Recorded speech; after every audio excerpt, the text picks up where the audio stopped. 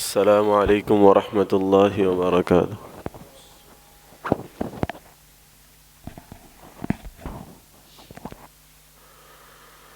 إن الحمد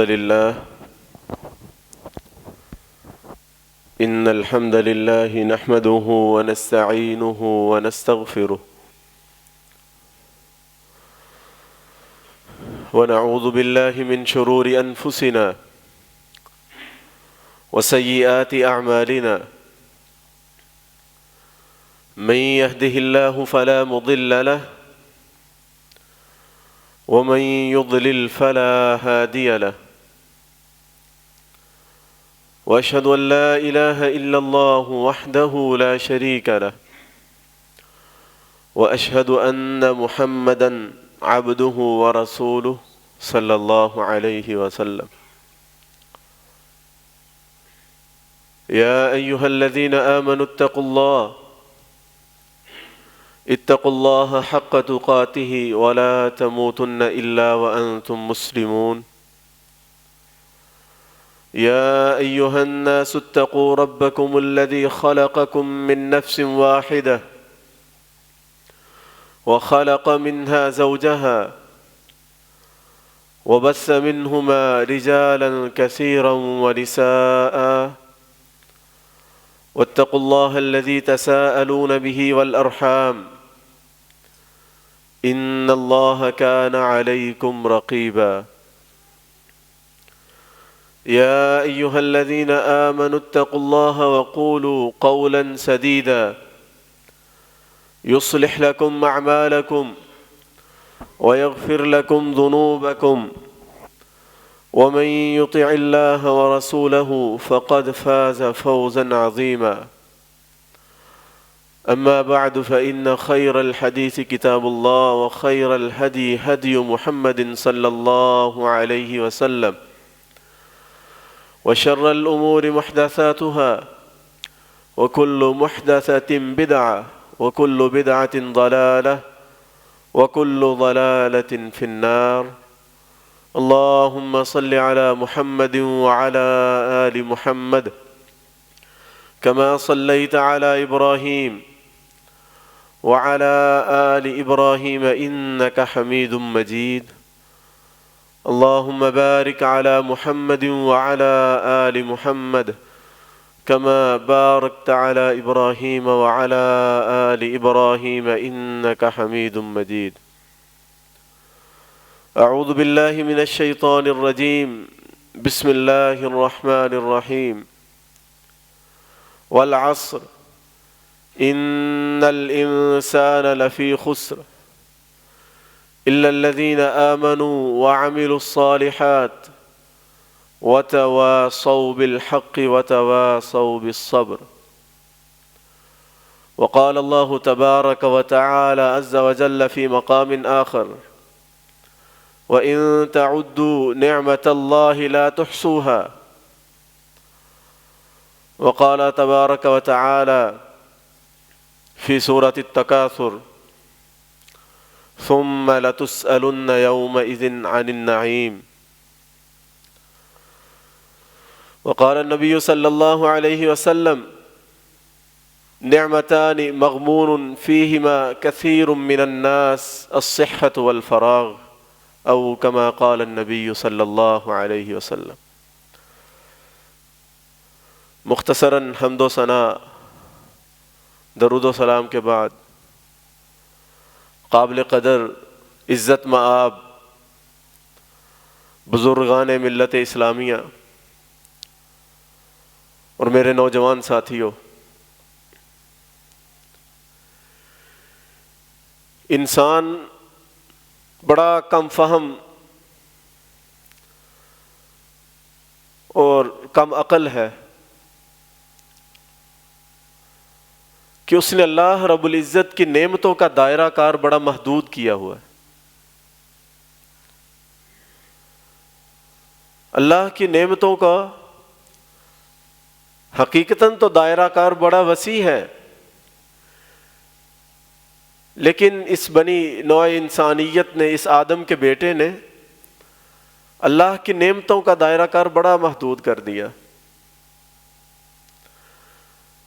یعنی وہ سمجھتا ہے کہ جس کے پاس سونے چاندی کے انبار ہوں، بڑے ذخائر ہوں، شاید یہ اللہ کی نعمت ہے۔ کوئی شخص سمجھتا ہے مربع زمین ہو، اچھی گاڑی ہو، بنگلے ہوں، تو یہ صرف اللہ کی نعمت ہے۔ ایک دوسری نظر سے ہم دیکھتے ہیں کہ جس چیز کی ہمیں بڑی ضرورت ہوتی ہے،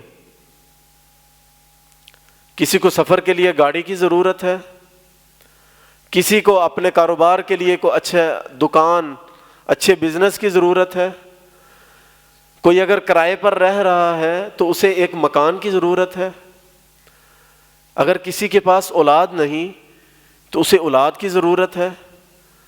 یعنی جس چیز کی ہمیں ضرورت ہے، جس کی طلب میں ہم ہر وقت کوشاں پھرتے ہیں، ہم سمجھتے ہیں کہ شاید یہی اللہ کی نعمت ہے اگر مجھے مل جائے۔ یہ ہم نے دائرہ کار بڑا محدود سا کر دیا۔ ہاں، یہ بھی اللہ کی بڑی بڑی نعمتیں ہیں۔ انسان کے پاس مال و دولت ہونا، اس کے پاس بڑی زمین ہونا اور بڑے ذخائر ہونا، یہ اللہ کی نعمتیں ہیں۔ اللہ تعالی ہمیں حلال طریقے سے انہیں بھی کمانے کی توفیق عطا فرمائے۔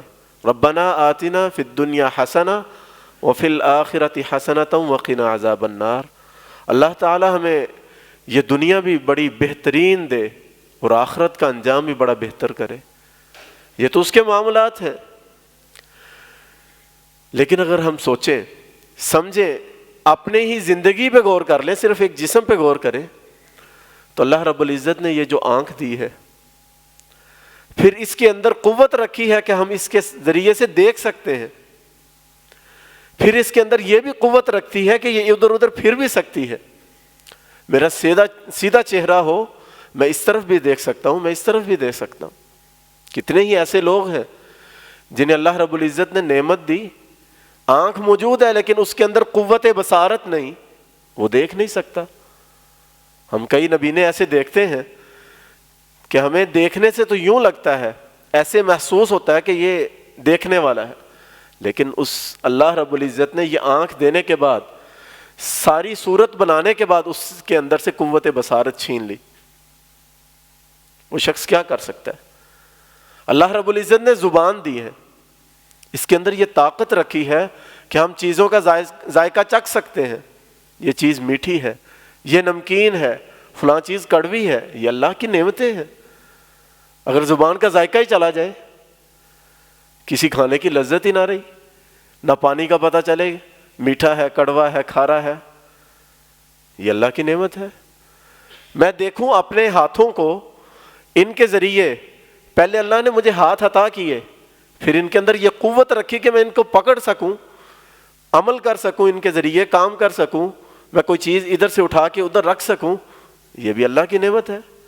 اگر فالج ہو جائے، نعوذ باللہ من ذالک، اللہ ہم سب کو بچائے، تو پھر وہی ہاتھ لٹکتا پھرتا ہے، نہ اٹھانے کے قابل، اب لوگوں کے بوجھ پہ انسان پھرتا ہے۔ کتنی بڑی اللہ کی نعمت ہے۔ اگر میں اور غور کروں تو میرے قدم، اور پھر ان کے اندر اللہ رب العزت نے توازن رکھا ہے، میں چلتا ہوں تو کوئی مجھے یہ نہیں کہتا کہ وہ لنگڑا آ گیا، یعنی اللہ نے توازن رکھا ہے، دونوں قدم بالکل برابر ہیں۔ میں چلنے میں بڑا دوڑنا چاہوں میں دوڑ سکتا ہوں، میں چلنا چاہوں میں چل سکتا ہوں۔ اللہ رب العزت نے پھر بڑی نعمتیں اس جسم کے اندر دل اور دماغ رکھا ہے۔ یہ لمبی چوڑی تمہید باندھنے کا اصل مقصد یہ ہے کہ ہم اللہ رب العزت کی نعمتوں کے دائرہ کار کو وسعت دیں۔ اللہ رب العزت تو خود فرماتے ہیں وَإِن تَعُدُّوا نِعْمَةَ اللَّهِ لَا تُحْصُوهَا، کہ اس خالق کائنات نے، اس مالک کون و مکان نے اتنی نعمتیں بنائی ہیں، انسان چاہے تو ان کو شمار نہیں کر سکتا۔ آج دنیا کتنی ترقی کر چکی، کتنے سائنس نے تجربے کر دیے، کتنی ایسی چیزیں جو ہمارے بزرگ بیٹھے ہوئے ہیں جنہوں نے اپنے بچپنے میں تصور بھی نہ کیا ہوگا کہ آئندہ زندگی میں یہ نعمتیں آنے والی ہیں۔ اللہ رب العزت نے ساری نعمتیں دے دی، اور سائنسدانوں نے تجربات کر کے بڑی بڑی چیزیں دریافت کر لی، لیکن کوئی اللہ رب العزت کی نعمتوں کا اعداد و شمار کرنا چاہے تو یہ نہیں ممکن، اس کی مخلوقات کا شمار کرنا چاہے تو یہ نہیں ممکن۔ صرف مقصد یہ ہے کہ ہم اللہ رب العزت کی نعمتوں کا تصور کرنا شروع کر دیں، خود دیکھنا شروع کر دیں اپنے اندر، پھر اللہ رب العزت کی کبریائی، اللہ رب العزت کی بڑائی، اللہ رب العزت کی وحدانیت کا پتہ چلتا ہے انسان کو۔ انسان اس کا بڑا ہونا، اس کا رب ہونا یہ جانتا ہے جب اللہ رب العزت کی نعمتوں کو دیکھتا ہے۔ دیکھیے غریب ہو یا امیر ہو، مسلمان ہو یا کافر ہو، ہر شخص کے پاس یہ جسم موجود ہے، اور کچھ بھی نہ لگائیں ہم، یہ ٹوپی کپڑا ہر چیز ہم چھوڑ دیں تو ہر شخص کے پاس یہ جسم تو موجود ہے نا۔ ہر آنکھ، کان، زبان، سانس کا چلنا، دل کا دھڑکنا، یہ ہر طرح کی نعمت ہر بندے میں موجود ہے۔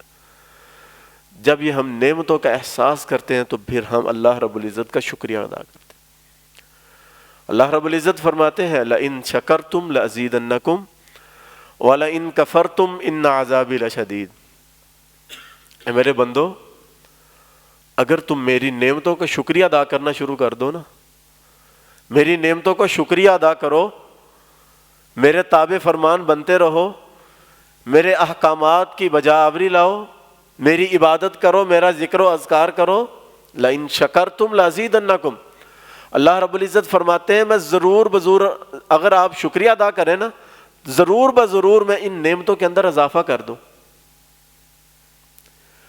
ہم بھی کسی کو کام کہیں اور بیٹا یہ کام کرنے کے بعد یا کلاس میں اول درجے میں آنے کے بعد میں تجھے یہ انعام دوں گا، میں تجھے سائیکل لے کے دے دوں، اور ضرور دوں، پھر یہ تاکید پیدا کر دیں، تو اس بندے کو بھی شک نہیں رہتا، اس بچے کو بھی شک نہیں رہتا ہاں میرے ابا جان مجھے سائیکل لے کے دیں گے، مجھے موٹر سائیکل لے کے دیں گے۔ یعنی اللہ رب العزت نے ایسی تاکید کی ہے کہ اگر تم شکریہ ادا کرنا شروع کر دو نا میری نعمتوں کا، ان کا احساس ہو، ادراک ہو، لَأَزِيدَنَّكُمْ، تو میں نعمتوں میں اضافہ کرتا چلا جاؤں، نعمتیں اور دیتا جاؤں، اس کو تو پرواہ ہی کوئی نہیں ہے۔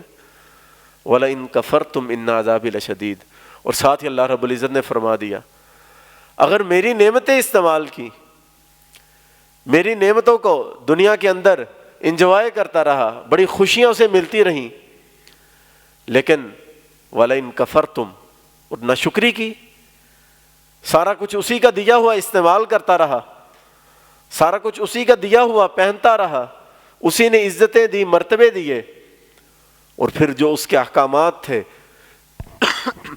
نہ اس کی عبادت کی طرف آیا، مؤذن اذان دے اور انسان اپنے کاموں میں پھرتا ہو، مؤذن اذان دے پھر دوسری اذان کا وقت آ گیا، انسان پھر ویسے پھرتا غفلت، صبح کے وقت لوگ اٹھ کے تہجد پڑھ رہے ہوں، لوگ اٹھ کے تلاوت قرآن پاک کر رہے ہوں، اور یہ شخص سویا ہو، تو یہ اللہ رب العزت کی نعمتوں کی ناشکری اور ناقدری نہیں تھے اور کیا ہے؟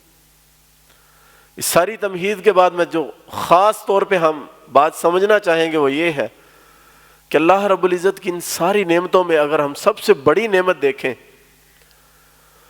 تو وہ نعمت وقت ہے۔ یہ اللہ رب العزت نے جو ہمیں ٹائم دیا ہے، یہ جو وقت دیے، یہ لمحات دیے ہیں، یہ گھنٹے، یہ منٹ اور سیکنڈ جو اللہ رب العزت نے ہمیں عطا کیے ہوئے، یہ اللہ کی بڑی نعمت ہے۔ نہ تو انہیں کمانے پہ کوئی ہمیں پیسے درکار ہیں، مال و دولت درکار نہیں کہ ہمارے پاس وقت نہیں ہے، یہ اللہ رب العزت کی ایسی چیز ہے۔ ہاں آنکھ، کان، ناک کوئی چیز خراب ہو جائے اسے بنوانے میں ہمیں پھر پیسے بھی لگیں گے، وقت ایسی چیز ہے ساری زندگی انسان کو اس کے لیے کوئی پیسہ نہیں لگانا پڑتا اسے حاصل کرنے کے لیے، یہ اللہ نے ایسی نعمت دی ہوئی ہے۔ اور اس میں کافر کیا، مسلم کیا، گورا کیا، کالا کیا، بڑا چھوٹا، امیر غریب، ہر شخص کو اللہ رب العزت نے یہ ایسی نعمت عطا کی ہے کہ جس پہ کسی قسم کی کھپت نہیں، اور اس نے یہ عطا کیا ہوا۔ لیکن نبی اکرم صلی اللہ علیہ وسلم نے ایک تنبیہ فرمائی، آپ صلی اللہ علیہ وسلم نے فرمایا نعمتان مغمون فیہما کثیر من الناس الصحۃ والفراغ، دو نعمتیں اللہ رب العزت نے دو ایسی نعمتیں عطا کی ہیں کہ اسے بڑے ہی اکثر لوگ ہی اسے ضائع کرتے ہوئے نظر آ رہے ہیں۔ فرمایا الصحت والفراغ، ایک اللہ رب العزت کی دی ہوئی صحت ہے، دوسرے یہ فراغت، یہ وقت جو اللہ رب العزت نے دیا ہوا ہے۔ یہ دو ایسی نعمتیں اللہ رب العزت کی، اکثر لوگ اسے ویسے ہی گزار دیتے ہیں، ان کی پرواہ ہی نہیں کرتے، ان کی قدر ہی نہیں کرتے۔ شاید اس کی وجہ یہ بھی ہو سکتی ہے کہ ہم اسے قیمتی نہیں سمجھتے، کیونکہ ہماری کوئی محنت نہیں نہ لگی وقت لینے پہ، کچھ صحت حاصل کرنے پہ۔ چلے صحت تو کر لے، اسے جب انسان بیمار ہوتا ہے تو پیسے لگتے ہیں، پھر بھی قدر ہو جاتی ہے، لیکن وقت ایسی چیز ہے جس پہ ہماری کوئی محنت نہیں لگی اور ہم ضائع کرتے جا رہے ہیں۔ اگر آپ سے کوئی 50,000 دولت مانگنا چاہے، پیسے مانگنا چاہے کہ مجھے اتنے وقت کے لیے ادھار چاہیے، اب کتنا سوچیں گے؟ ادھر ادھر آس پاس سے، پڑوسیوں سے، اس کے دوستوں سے پوچھیں گے کہ یہ بندہ میرے سے ادھار رقم لے رہا ہے، اتنے پیسے لے رہا ہے، تو کہ میں اسے دوں کہ نہ دوں؟ یہ مجھے واپس کرے گا کہ نہ کرے گا؟ اس کا رویہ کیسا ہے؟ یہ اتنے بعد میں کما کے مجھے دے بھی سکتا ہے کہ نہیں دے سکتا؟ اگر رقم اور بڑھا لیں، 1,00,000 2,00,000 کر لیں، تو ہماری پرکھ اتنی زیادہ شدت اختیار کر جائے گی کہ کہیں میرا پیسہ ڈوب نہ جائے۔ کوئی شخص آپ سے گاڑی مانگنا چاہے، کھیتوں میں لے جانے کے لیے ٹریکٹر مانگنا چاہے، کہیں کوئی چیز لے کر جانا چاہے، تو ہم اس کی بڑی جانچ پڑتال کریں گے، بڑی اسے نصیحتیں کریں گے کہ بھئی اس کا یہ خیال کرنا، اس کا یہ خیال کرنا۔ وجہ کیا ہے؟ ہم نے انہیں قیمتی سمجھا ہے۔ لیکن وقت، یہ فراغت کے لمحات، میں ادھر سے گزر رہا ہوں، جو مرضی مجھے کہے بھی آ جا، بیٹھ جا، گپا ماریے، میں ادھر بیٹھ جاؤں۔ کوئی مجھے کہے آ کے تاش کھیل لے، میں ادھر بیٹھ جاؤں۔ کوئی مجھے کہے آ کے لوڈو کھیل لے، میں ادھر بیٹھ جاؤں۔ یعنی میں نے اسے خود قیمتی بنایا ہی نہیں، نہ قیمتی سمجھا ہی نہیں ہے۔ جب قیمتی سمجھوں گا تو اس کی قدر کروں گا نا۔ جس قدر میرے ذہن میں دولت کی، مال کی، اپنے جاہ و جلال کی، عزت کی قدر ہے، اس کو قیمتی سمجھا ہوا ہے، اسی قیمت کی بقدر میں اس کی قدر کرتا ہوں، اس کا دھیان رکھتا ہوں۔ لیکن یہ وقت میں ویسے ہی گزارتا جا رہا ہوں۔ اللہ رب العزت فرماتے ہیں، سورۃ العصر ہے، والعصر ان الانسان لفی خسر الا الذین آمنوا وعملوا الصالحات وتواصوا بالحق وتواصوا بالصبر۔ اللہ رب العزت نے اس زمانے کی، اس وقت کی قسم کھائی ہے، اور ساتھ ہی فرمایا ان الانسان لفی خسر، بلا شبہ انسان خسارے میں ہے، گھاٹے میں ہے۔ اور خسارہ، آپ، میں وضاحت کروں اور آپ اسے سمجھیں کہ خسارہ کہتے کسے ہیں۔ آپ کسی فصل پہ کوئی پیسہ لگائیں، بیج بویا، اس زمین کو بنایا، اچھے خاصے پیسے خرچ ہوئے سارے، جب فصل صحیح پروان چڑھی اور پھل کے لیے بڑی ہو چکی فصل، اب اس کے بعد وہ ساری کی ساری فصل ہی ختم ہو جائے، تو یہ خسارہ ہے۔ یعنی انسان اپنے کاروبار میں کسی چیز میں جو پیسے لگاتا ہے، جب اس نے اس چیز کو بیچا، بیچنے کے بعد وہ پیسے بھی، وہ نفع بھی نہ اسے آیا جو اس نے لگایا تھا، تو یہ خسارہ ہے۔ ایک دوسری مثال سے اسے یوں سمجھیے، ایک برف لگانے والا برف لے کے بیٹھا ہے، اگر وہ اسے بیچے نا تو وہ پگھلتی جا رہی ہے۔ جتنے اس نے اس برف پہ پیسے لگائے تھے، اگر وہ اس کی قدر نہ کرے گا، لوگوں کو آوازیں دے دے کے، بلا بلا کے اس برف کو نہ بیچے گا، اسے قیمتی نہ سمجھے گا، تو ایک وقت ایسا آئے گا کہ اس کی برف ساری پگھل گئی، یہ بندہ خسارے میں۔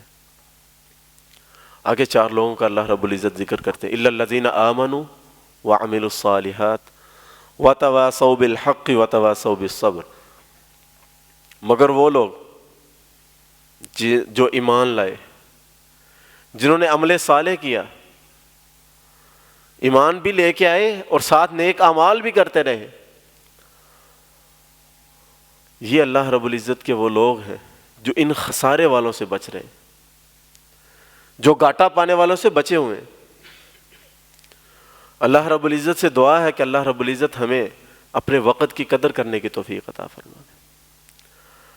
نبی اکرم صلی اللہ علیہ وسلم کی ایک اور حدیث مبارکہ، آپ صلی اللہ علیہ وسلم نے 5 لوگوں کا ذکر کیا، اغتنم خمسا قبل خمس، شبابک قبل حرمک،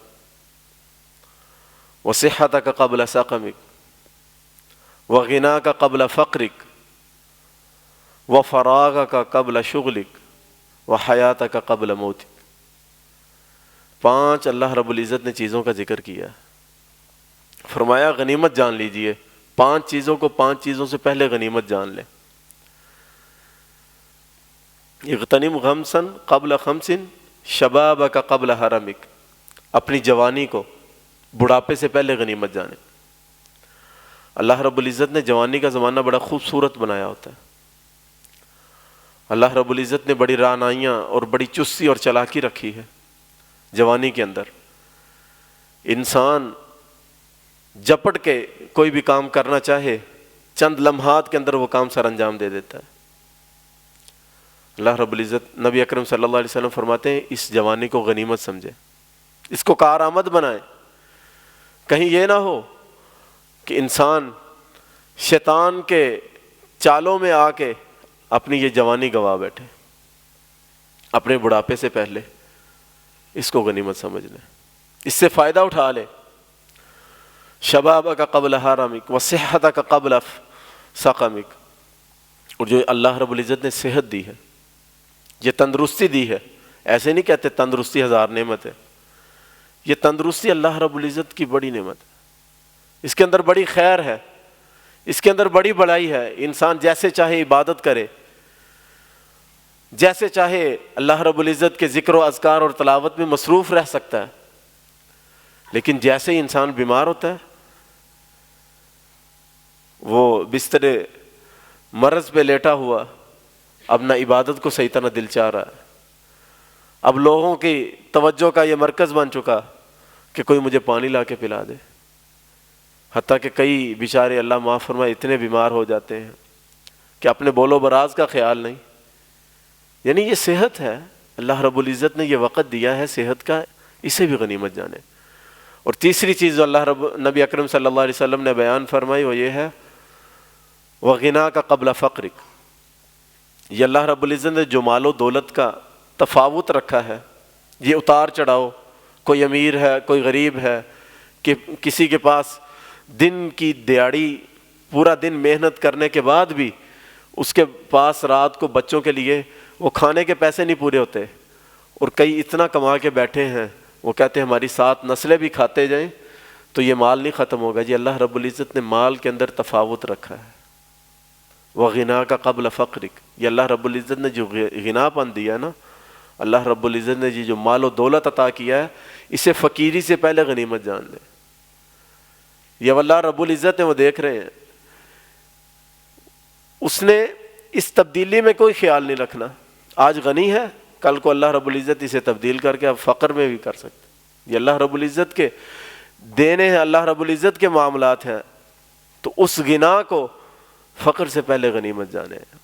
اور ایک موضوع سے متعلق جو چیز، وہ فراغ قبل شغلک، جو اللہ رب العزت نے ہمیں فراغت دی ہے، اسے مشغولیت سے پہلے غنیمت جان لیں۔ فراغت، اب سارا دن کام کرنا ہے، کام کاج کے بعد میں آ کے بیٹھا ہوں، اب میں فارغ ہوں۔ اب فراغت میں ہر بندہ اپنے وقت کو سوچ سکتا ہے کہ میں کیسے گزارتا ہوں۔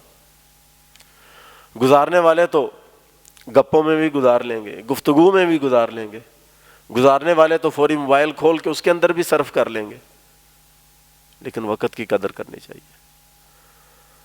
ہم اسے کیسے گنواتے ہیں؟ میں تھوڑا اس طرف ہی توجہ دوں گا کہ زندگی کے مراحل بنا کے میں تھوڑی توجہ دلانا چاہتا ہوں کہ ہم اس زندگی کے مراحل کے اندر اس وقت کو کیسے ضائع کر رہے ہیں۔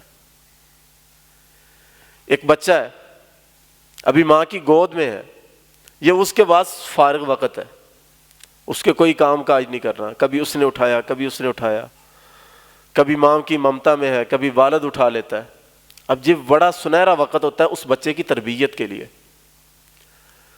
ایک چھوٹے سے بچے کا کلپ سنا چند دن پہلے, وہ عقیدے کی باتیں اس نے یاد کی ہیں زبانی, فلسطینی بچہ, اور وہ پورا خطبہ سنا رہا ہے.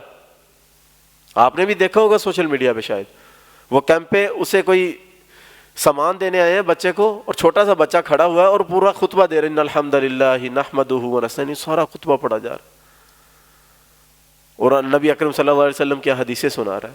کیا ایک خوبصورت وہ والدین کی تربیت ہوگی, اور اس بچے کے وقت سے فائدہ اٹھایا جائے گا, جو وقت ہم عام طور پہ ضائع کر دیتے ہیں. بس ماں بھی اسے کھلا رہی ہے, والدین بھی کھلا رہے ہیں, دادا بھی کھلا رہا ہے اسے, بچہ سمجھ کے.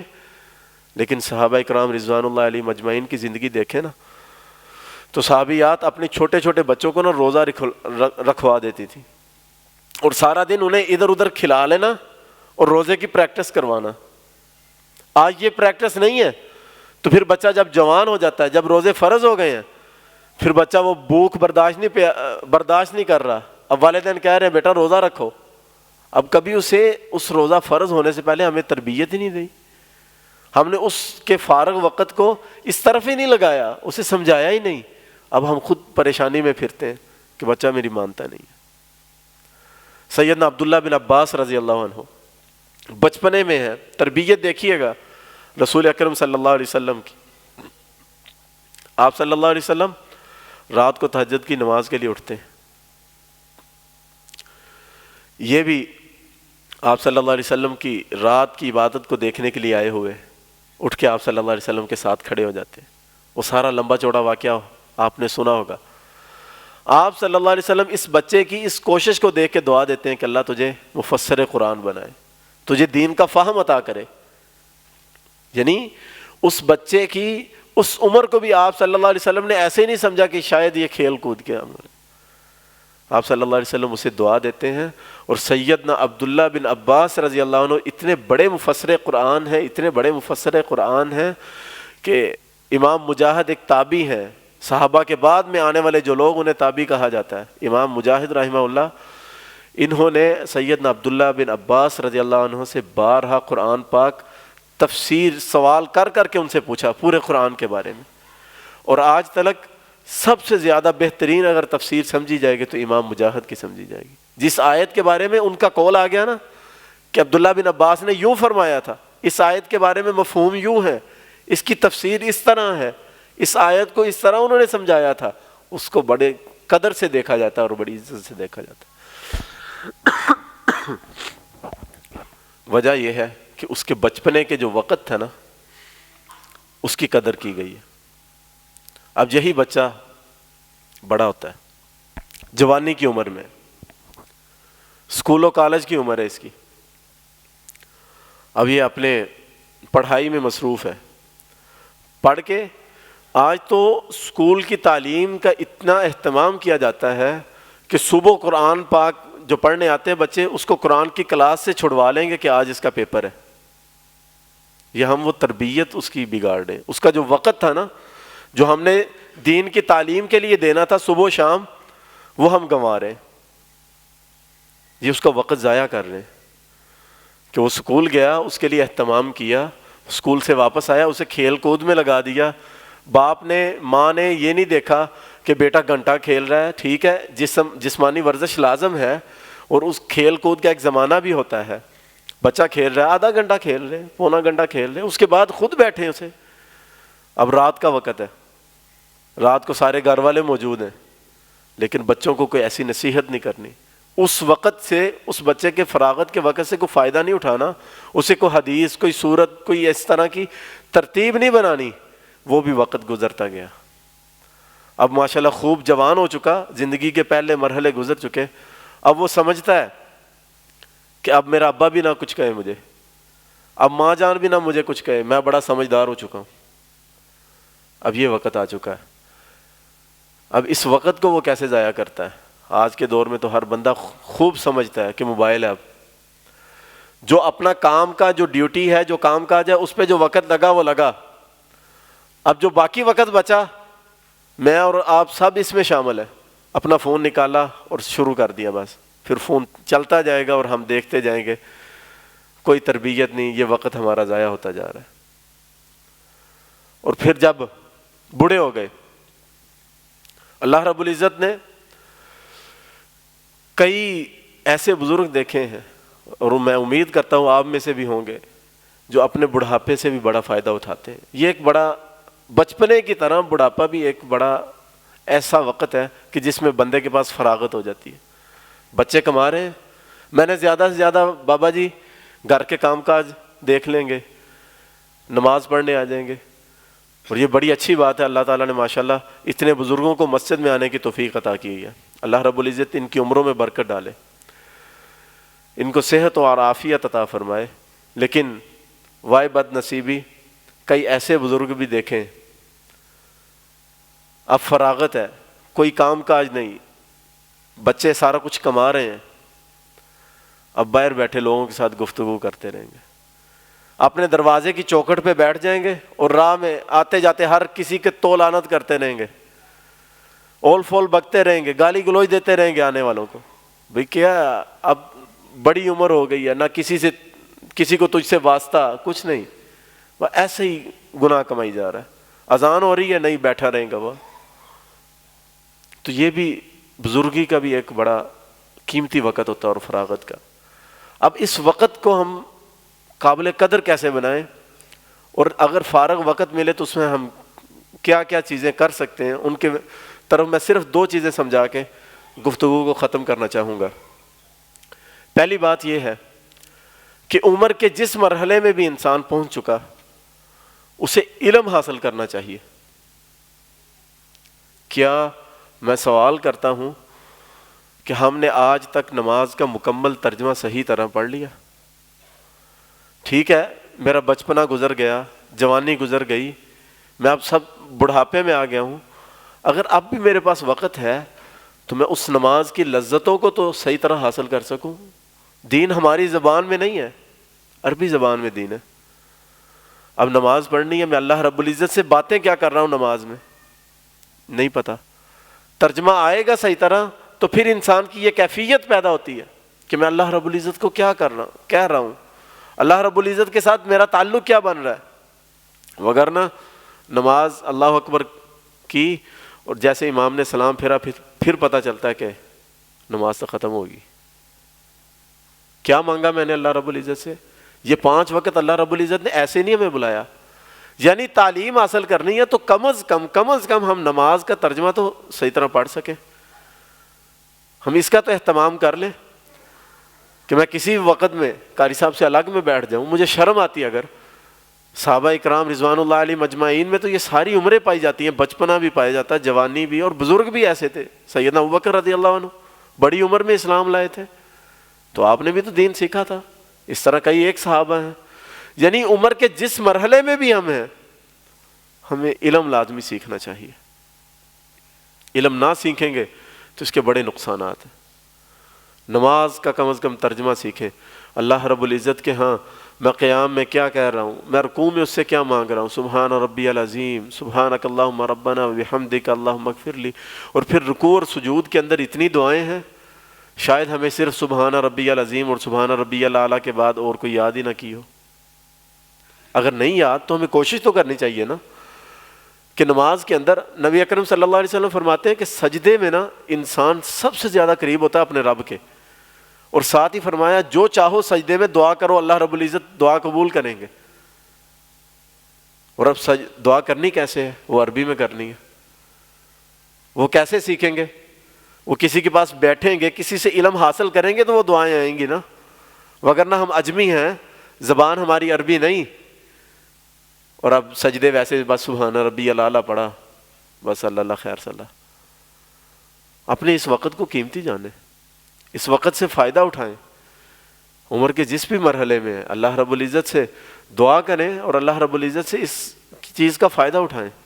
نماز کا ترجمہ یاد کریں، اس کی جو زیادہ دعائیں ہیں جو اور اللہ رب العزت سے طلب کرنے کے طریقے ہیں وہ اپنے امام سے، اپنے صاحب علم لوگوں سے سیکھیں. دوسری چیز بڑی آسان ہے اپنے وقت کو قیمتی بنانے کے لیے، ہر شخص کے لیے بڑی آسان ہے، وہ ہے اللہ رب العزت کا ذکر. نبی اکرم صلی اللہ علیہ وسلم کی یہ کیفیت بیان کی، یذکر اللہ علی کل احیان، کہ نبی اکرم صلی اللہ علیہ وسلم ہر وقت اللہ رب العزت کے ذکر میں مشغول رہتے تھے. تو اب سبحان اللہ، الحمدللہ، اللہ اکبر چلتے پھرتے میں پڑھتا رہوں.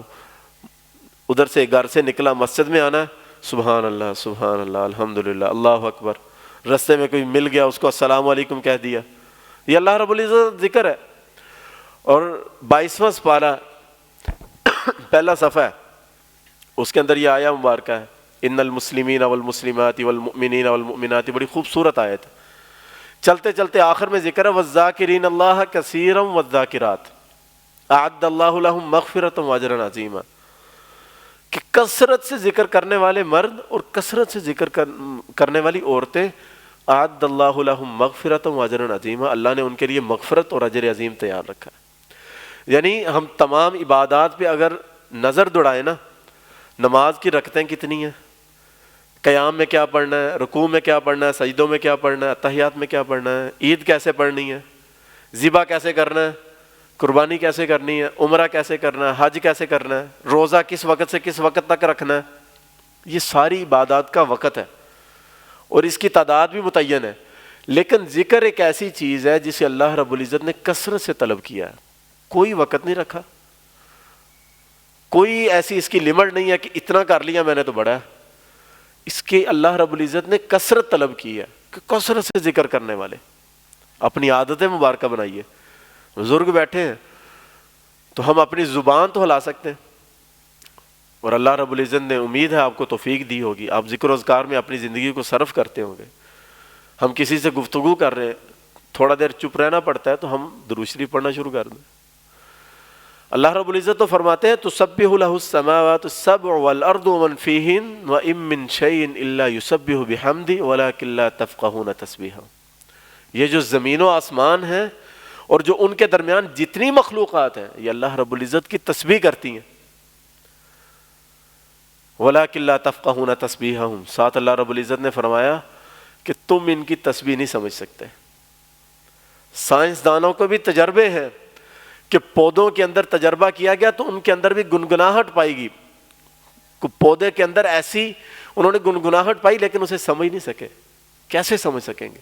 اور نہ ہی رہتی دنیا تک وہ سمجھ سکیں گے، کیونکہ اللہ رب العزت نے فرما دیا وَلَٰكِن لَا تَفْقَهُونَ تَسْبِيحَهُمْ. تم ان جو میری مخلوقات ہیں ان کی تسبیح کو نہیں سمجھ سکتے. لیکن اللہ نے یہ ضرور بتلایا کہ یہ تمام چیزیں زمین و آسمان اور اس کے اندر جو مخلوقات ہیں ہر چیز اللہ رب العزت کی تسبیح کر رہی.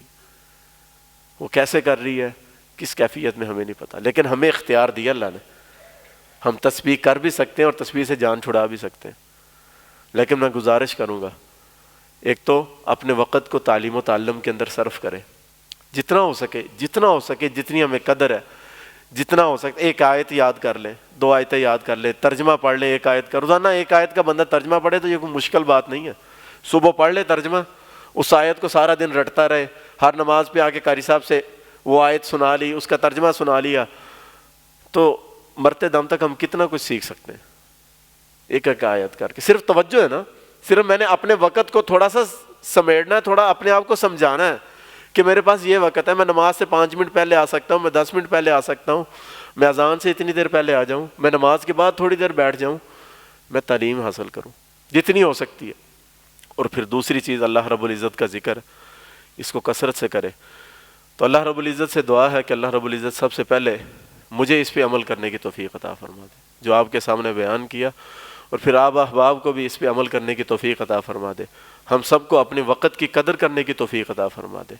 جو اللہ رب العزت جوان بیٹھے ہیں، اللہ نے جوانیاں دی ہیں، ان کی قدر کریں. صرف آخری بات جوانی کی ذہن میں آ گئی کہ اللہ رب العزت نے عرش کا سایہ 7 لوگوں کو دینا ہے. ان میں ایک ایسا شخص ہوگا جس نے اپنی جوانی کو اللہ رب العزت کی عبادت میں کھپایا ہوگا. تو یہ بڑا خوبصورت لمحہ ہے، اس کی قدر کیجئے. اور اللہ رب العزت سے دعا کرتے ہیں اللہ رب العزت ہمیں خوب عمل کرنے کی توفیق عطا فرمائے. اللہ رب العزت ہمیں خوب نعمتوں سے نوازے. اللہ رب العزت ہمیں مال و اولاد میں برکت عطا فرمائے. اللہ رب العزت ہمیں وقت سے خوب فائدہ اٹھانے کی توفیق عطا فرمائے. تعلیم و تعلم سے خوب فائدہ اٹھانے کی توفیق عطا فرمائے. اللہ رب العزت ہمیں قرآن پڑھنے پڑھانے کی، اسے سمجھنے کی، اس کا ترجمہ یاد کرنے کی توفیق عطا فرمائے.